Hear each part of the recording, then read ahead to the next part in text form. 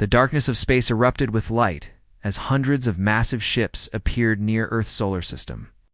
The alien vessels were enormous, each one larger than any city on Earth.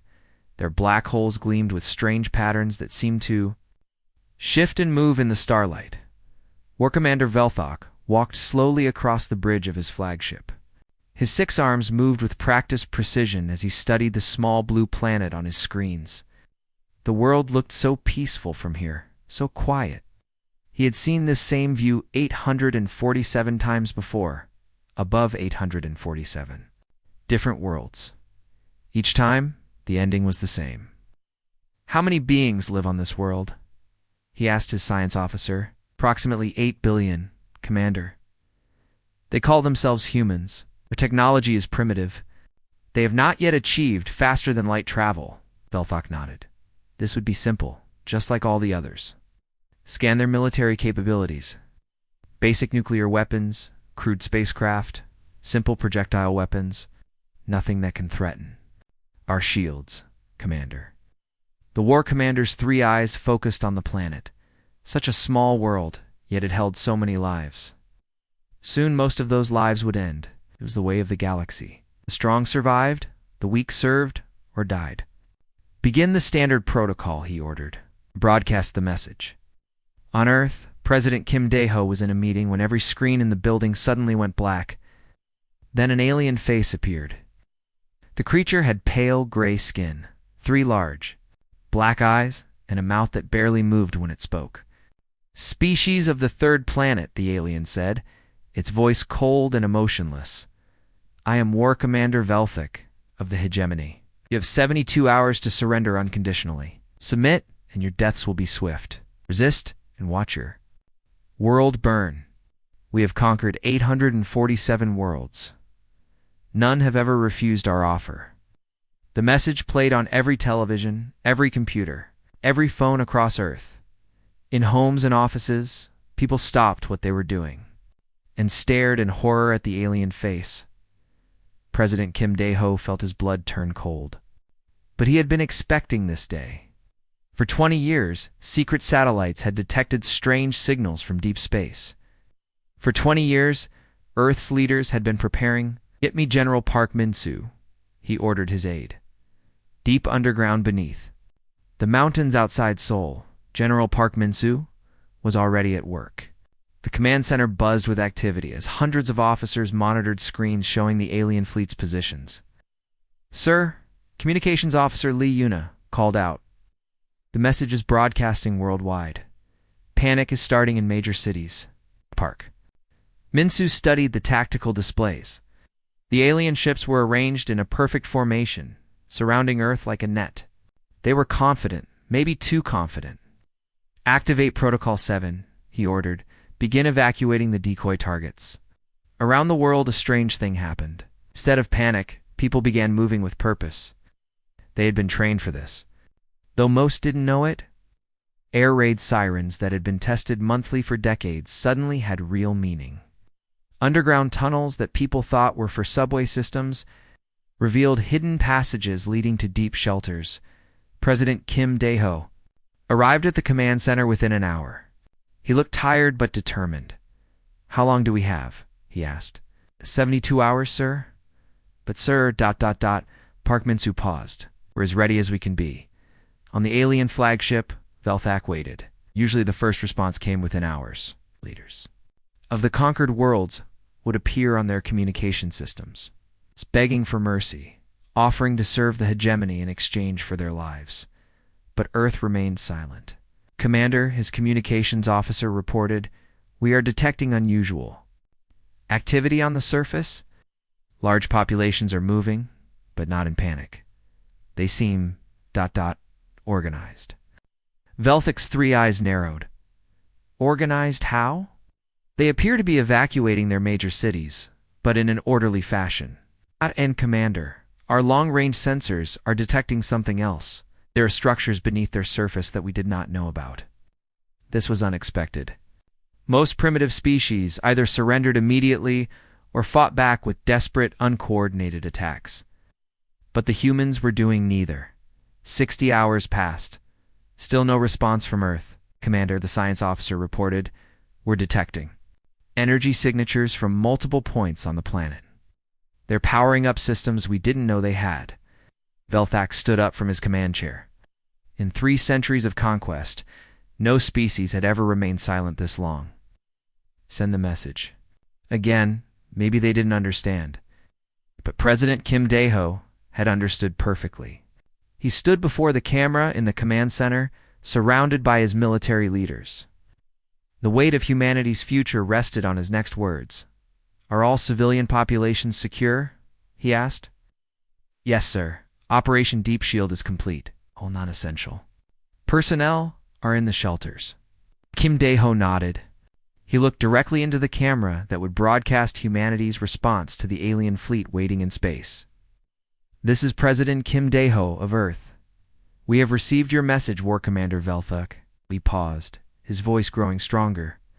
We decline your offer. The transmission ended. On the alien flagship, Velthak stared at the screen in disbelief. In 847 conquests, no species had ever spoken those words. Commander, his tactical officer said quietly, what are your orders? Velthak's Salion features twisted into what might have been anger. Prepare for orbital bombardment. Show them what happens when they refuse the hegemony. But as his ships moved into attack position, he couldn't shake the feeling that something was very wrong. The humans weren't acting like any species he had ever encountered.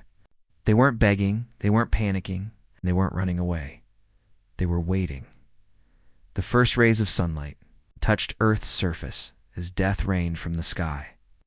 Bright beams of energy shot down from the alien ships, striking the planet's major cities with devastating force.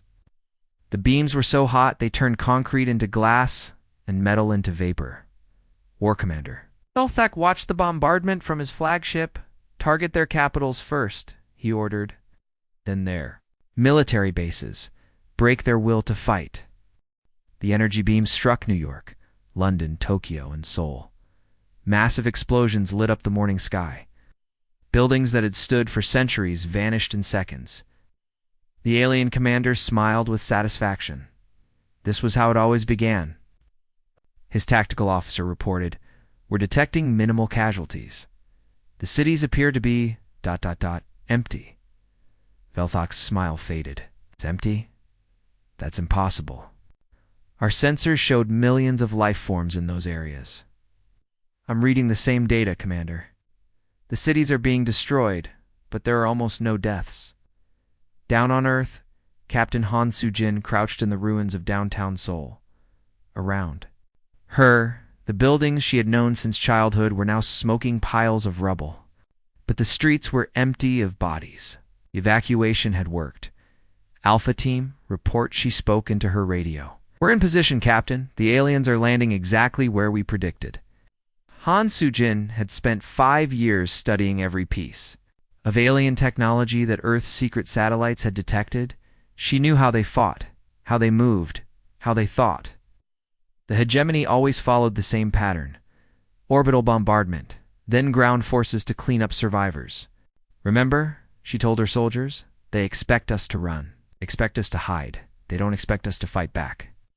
The first alien dropships descended through the smoke. They were large black vessels that moved slowly and landed in formation. The aliens inside wore heavy armor and carried weapons that glowed with deadly energy. As the aliens stepped out of their ships, Han Soo-jin gave the signal. The attack came from all sides at once. Humans emerged from hidden positions in the rubble, firing weapons the aliens had never seen before. The shots were precise, aimed at weak points in the alien armor that Earth's scientists had identified. Years ago, contact, Han Soo-jin shouted into her radio. Grid 17. They're exactly where we expected.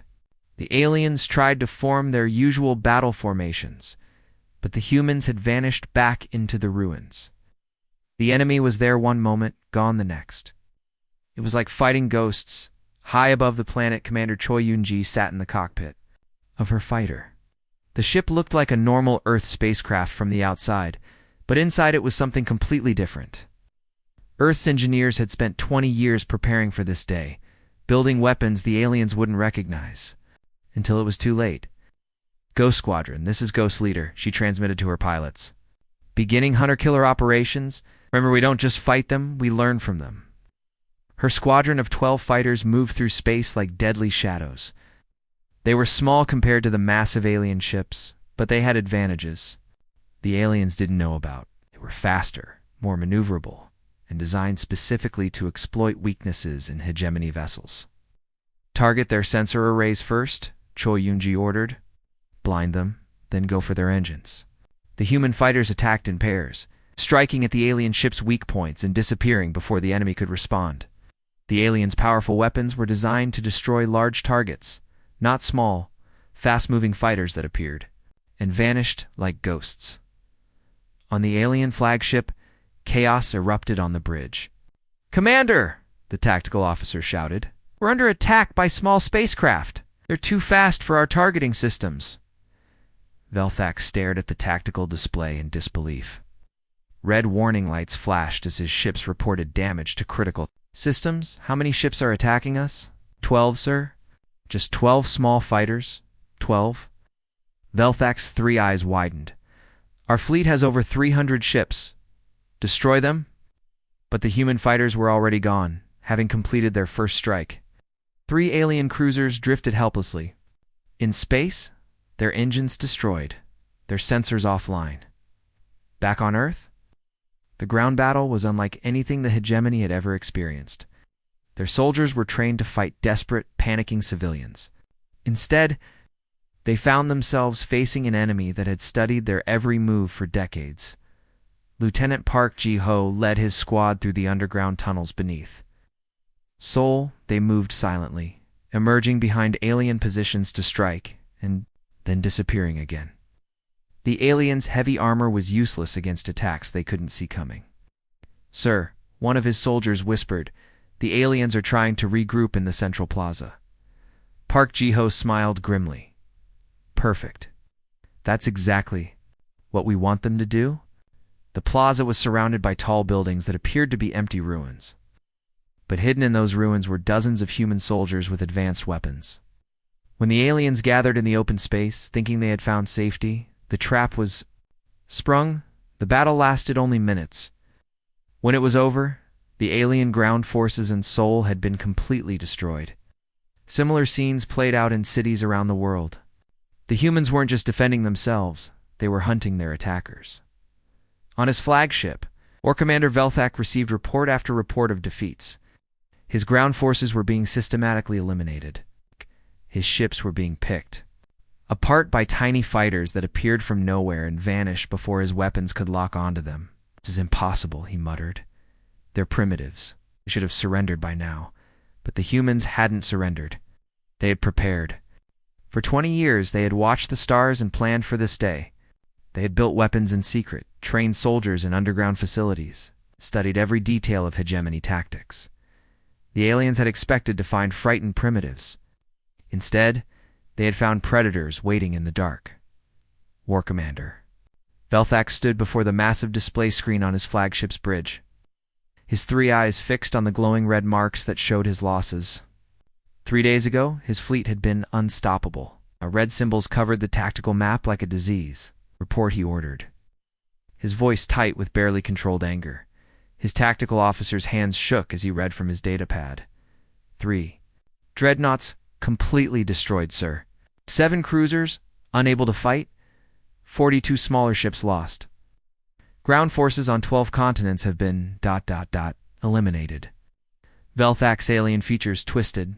In 3 centuries of conquest, he had never seen losses like this. "How many humans have we killed?" "Approximately 300,000, sir. 300,000. Velthak's voice rose. "We have bombarded their major cities. We have landed armies on their world, sir. Their cities were empty when we struck them, and their soldiers." The officer paused, fear creeping into his voice. "Sir, they're not fighting like any species we've encountered. They're not just defending. They're hunting us down." In the ruined city of Busan, Sergeant Kim Woo-bin crawled through the twisted wreckage of an alien dropship. The metal was still warm from the crash, and strange blue fluid leaked from broken pipes. Behind him, his squad of 5 soldiers moved with quiet efficiency. "Careful with that power core," he whispered to Private Lee Minho. "We need it intact." The alien bodies inside the ship were unlike anything in Earth's museums. They were tall, with gray skin and long limbs. But Kim Woo-bin wasn't interested in their biology. He was interested in their equipment. Sergeant called Corporal Jang Soo-bin from the front of the ship. "I found their communication device. It's still working." Kim Woo-bin smiled grimly. "Perfect. Document everything. Take samples of their weapons, their armor, their technology. Command wants to know how these things work." They worked for 2 hours, carefully removing alien equipment and taking detailed photographs. When they were done, Kim Woo-bin activated his radio. "Command, this is Recon 7.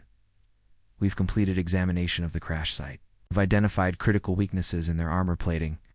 The joints are vulnerable to high-frequency vibrations. Also, their weapons have a cooling period. After 15 shots, uploading all technical data now. Received, Recon 7. Excellent work. Return to base." The data from Kim Woo-bin's team traveled through secure channels to a hidden facility deep beneath the mountains outside Seoul. Dr. Song Mina had been working without sleep for 3 days, studying every piece of alien technology her teams brought back. Her laboratory was a maze of alien weapons, armor pieces, and strange devices that hummed with unknown energy. Around her, dozens of scientists worked frantically, taking apart alien equipment and rebuilding it in new ways. "Doctor," called her assistant, Park Hyun-soo, "we've received new data from the Busan team. They've found a weakness in the alien armor." Song Mina looked up from the alien weapon she was modifying. Her eyes were red from exhaustion, but her mind was sharp. "Show me." The data appeared on her screen. She studied it carefully, then smiled for the first time in days. "This is perfect. The frequency that disrupts their armor is the same frequency our sonic weapons use. We can modify our existing weapons to exploit this weakness." "How long will it take?" Park Hyun-soo asked. 6 hours. Maybe less. Song Mina turned to address her entire team. "Listen carefully. We're not trying to match their technology. Trying to exceed it. They've been using the same weapons for centuries. We're going to give them something they've never seen before." As her team worked, the tide of battle above their heads was shifting. In orbit around Earth, Commander Choi Yoon-ji led her expanded squadron of fighters in another attack on the alien fleet. But this time, they weren't just striking and running. They were staying to fight. "Ghost Squadron, this is Ghost Leader." She transmitted new orders from command. "We're not just hunting them anymore. We're finishing them." Her fighters had been upgraded with technology stolen from the aliens themselves. Earth's engineers had taken alien shield generators and made them smaller and more efficient. It studied alien weapons and built better ones. The human spacecraft now moved faster than the alien ships and hit harder than the alien weapons. "Target the flagship," Choi Yoon-ji ordered. "All squadrons, attack Formation 7. Let's show them what happens when they underestimate humanity." Human fighters swarmed around the massive alien flagship like angry wasps. Their weapons, now powered by modified alien technology, cut through the ship's shields as if they weren't there. The aliens' return fire was slow and clumsy. Designed for battles with other large ships, it's not fast-moving fighters that attacked from all directions at once. On the flagship's bridge, alarms screamed as system after system failed. "Commander," the tactical officer shouted. "Hull breaches on decks 4 through 7. Main weapons are offline. They're tearing us apart." Velthok watched in horror as his most powerful ship was systematically destroyed by tiny human fighters. How is this possible? 3 days ago, they were primitives. "Sir," the science officer reported, his voice shaking, "they're using our own technology against us. But they've modified it, improved it somehow. Their weapons are more powerful than ours now." On Earth, the ground war was becoming a massacre, but it wasn't the humans who were dying. Alien landing parties found themselves facing human soldiers, equipped with modified alien weapons. The humans knew exactly where to strike exactly when to attack, exactly how to kill their enemies most efficiently. Major Song Kyung-min led her battalion through the streets of Incheon, hunting the remaining alien forces. Her soldiers moved with deadly precision, their new weapons cutting through alien armor like paper. "Remember," she told her troops, "they expected us to run. They expected us to hide. They thought we were weak." She smiled coldly. "Let's show them how wrong they were." The battle lasted until sunset. When it was over, not a single alien soldier remained alive in the city. Similar scenes played out across the world. Humanity had learned to fight like their enemies, then surpassed them. The hunters had become the hunted. Colonel Yoon Tae-ho crouched behind the twisted metal remains of an alien transport ship, the massive command vessel that had crash-landed in the rice fields outside. Daegu. The ship was as long as 3 city blocks and covered in strange symbols that glowed with pale blue light. "Sir," whispered Lieutenant Kim Borum, our scans show, "the ship is still mostly intact. The crew appears to be unconscious but alive." Yoon Tae-ho studied the alien vessel through his binoculars. This was the chance they had been waiting for. For 5 days, human forces had been fighting the aliens, learning their weaknesses, stealing their technology, piece by piece. Had never captured anything this important. "Prepare for assault," he ordered. "We need that ship intact. Whatever's inside could change everything." The attack was swift and silent. His soldiers moved through the tall grass like shadows, surrounding the crashed ship.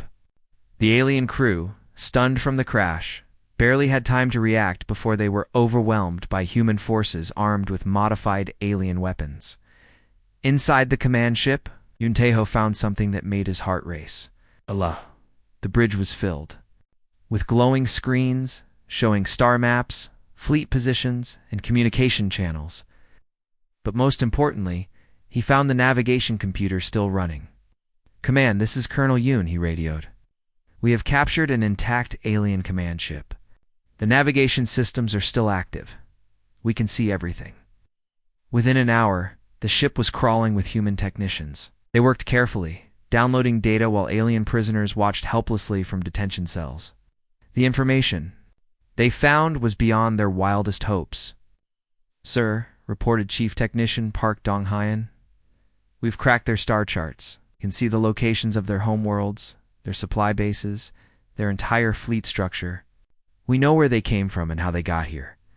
Yoon Tae-ho smiled grimly. "Send everything to High Command immediately. Priority transmission."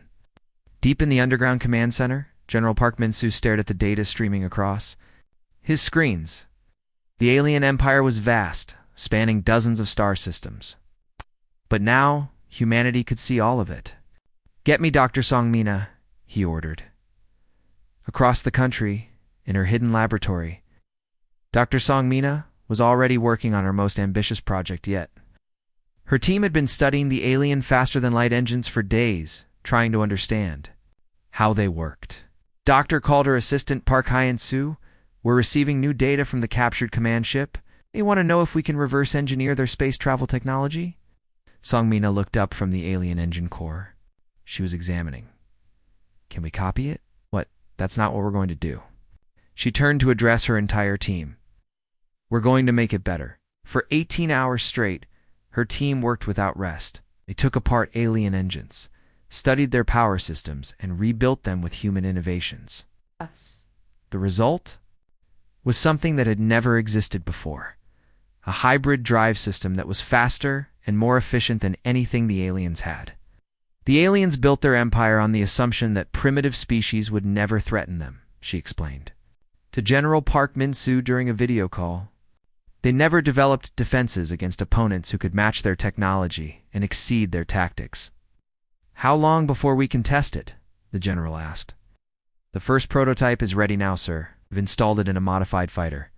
Lieutenant Commander Nam Hae-jin is standing by for the test flight." Nam Hae-jin sat in the cockpit of her fighter, studying the new controls. The ship looked familiar from the outside, but inside it was completely different, human and alien. Technology had been blended together to create something entirely new. "Control, this is Test Pilot 1, she radioed. "All systems are green. Ready for faster-than-light test. You're cleared for test flight. Test Pilot 1. Good luck. Nam Hai-jin pressed the activation button. The universe around her ship seemed to stretch and bend, and suddenly she was millions of kilometers from Earth, moving faster than light itself. The hybrid engine worked perfectly, better than the original alien design. Control, this is Test Pilot 1. The test is successful. The hybrid drive is operational and exceeds all expectations. Within days, human engineers were building more hybrid engines. The first fleet of human ships prepared to leave Earth's solar system, not to explore, but to hunt.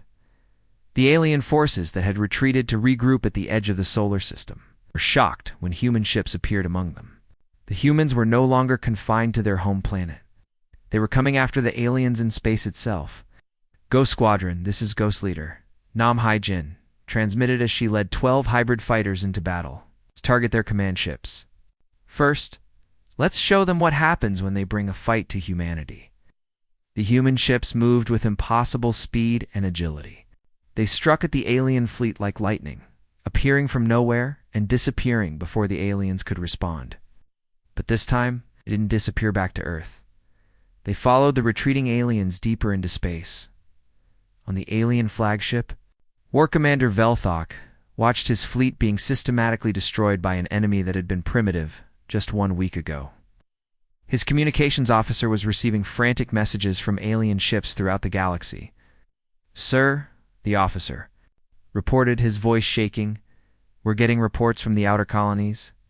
Human ships have appeared in the Centauri system. They're attacking our supply bases." Velthok's 3 eyes widened in horror. "That's impossible. How could they travel that far so quickly?" "Sir, they're using our own technology, but somehow they've made it better. Our fastest ships can't escape them." The truth was becoming clear. The aliens had not just failed to conquer Earth, they had awakened something far more dangerous than they had ever imagined. The humans weren't just defending themselves anymore. They were hunting the aliens across the galaxy. Using alien technology turned against its creators, the prey had become the predators. And the hunt had only just begun. Admiral Lee Hyenwoo stood quietly on the bridge of the ship that had once been impossible to imagine. 6 months ago, humans had never traveled faster than light. Now, he commanded a fleet of vessels that could cross the galaxy in days. Ships that blended human creativity with alien technology in ways their original creators never dreamed possible. Admiral reported, "Captain Kim Sejun, we're approaching the target system. The hegemony homeworld is directly ahead, through the massive viewing window." Lee Hyenwoo could see the alien world that had been the center of a galactic empire for over 1,000 years. It was a beautiful planet, covered in purple oceans and silver cities that sparkled like jewels. Around it, massive defense stations floated in perfect formation, their weapons pointed outward, toward the approaching human fleet. "How many ships do they have defending their world?" Lee Hyenwoo asked. "Over 2,000, sir. Battleships, cruisers, fighters, everything they could gather from across their empire." Lee Hyenwoo nodded slowly. 6 months ago, 2,000 alien ships would have been an impossible obstacle. Today, they were simply targets. "Signaled the fleet," he ordered. "All ships, this is Admiral Lee. Execute Annihilation protocol." The human fleet spread out across space like a net of death. These weren't the desperate defenders who had fought above Earth 6 months ago. These were the hunters who had learned to think like their enemies and fight like something far worse. The first wave of human ships moved forward. They looked small compared to the massive alien battleships, but appearances were deceiving. Human vessel carried weapons that had been designed specifically to destroy hegemony technology. The humans had studied their enemy for months, learning every weakness, every flaw in their designs. "Enemy ships are moving to intercept," reported the tactical officer. "They're forming their standard defensive formation." Lee Hyenwoo smiled. "Coldly standard formation. They're still fighting the same way they did 1,000 years ago. They learned nothing." The battle began with the aliens firing first. Thousands of energy beams shot across space toward the human fleet, but the human ships simply weren't there anymore. They had jumped to hyperspace for split seconds, appearing behind the alien formation before the enemy could react. Direct hits. On enemy command ships, reported Captain Kim Sajin, their formation is breaking apart. What followed wasn't really a battle, it was an execution. The human ships moved through the alien fleet like wolves through sheep. Every tactic the aliens tried had been studied and countered. Every weapon they fired was met with superior technology. Commander Choi Yoonji led her squadron of fighters through the chaos of the battle. Her ships moved like liquid mercury, flowing around alien attacks and striking with precision that the enemy couldn't match. "Go, squadron, target their defense stations," she ordered. "Let's clear the way for the ground assault." The massive alien defense stations, built to withstand attacks from primitive species, crumbled under human weapons that had been designed by studying alien technology and making it better. Within an hour, the entire orbital defense network was nothing but floating debris. On the planet's surface, alien leadership watched their empire die. The High Council of the Hegemony gathered in their great hall, staring at screens that showed their fleet being destroyed with terrifying efficiency. "How is this possible?" demanded Councillor Zarthon. "They were primitives. They didn't even have space travel." "They learned," replied another counselor quietly. "They learned everything. They took our technology and made it better. They studied our tactics and created counters for all of them." In a detention cell on the human flagship, War Commander Velthak sat alone, staring at the metal walls. Through a small window, he could see the planet he had been born on, now surrounded by human ships. The species he had tried to conquer was now conquering his people. The cell door opened, and General Park Min-soo entered. The human general looked older than he had 6 months ago, but his eyes were sharp and cold. "You were supposed to submit," Velthak whispered, not looking at the human. Park Min-soo sat down across from the alien commander. "You made a mistake," he said quietly. "You thought we were prey. You thought we were weak because we hadn't left our planet yet." "Your species was primitive," Velthak replied. "You had no space travel, no advanced weapons. We had something better," Park Min-soo said. "We had the ability to learn, to adapt, to take your technology and make it better than you ever could." Velthak finally looked at the human general. "You expected prey? You found predators?" The conquest of the hegemony homeworld took only 3 days.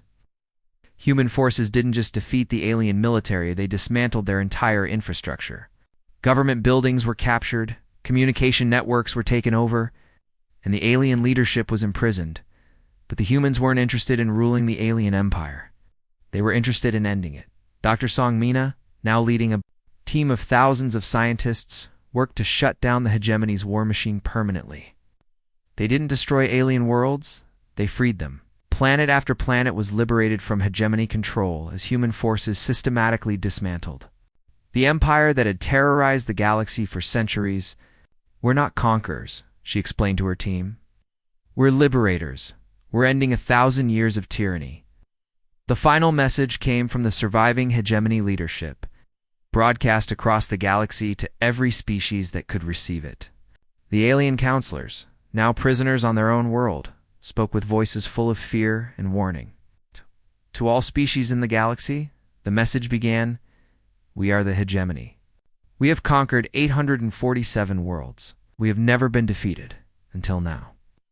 The message continued, the alien voices growing more desperate. "Avoid the third planet of the Sol system. The species there does not conquer, it annihilates. They do not seek to rule, they seek to end those who would rule others. We came to make them submit. They have made us extinct." The message ended, and across the galaxy, 1,000 species that had lived in fear of the hegemony realized they were finally free. The humans had done what no one thought possible. They had not just defeated the galaxy's greatest empire, they had destroyed it completely. Earth's children had become the galaxy's new guardians, and the age of the hegemony was over forever.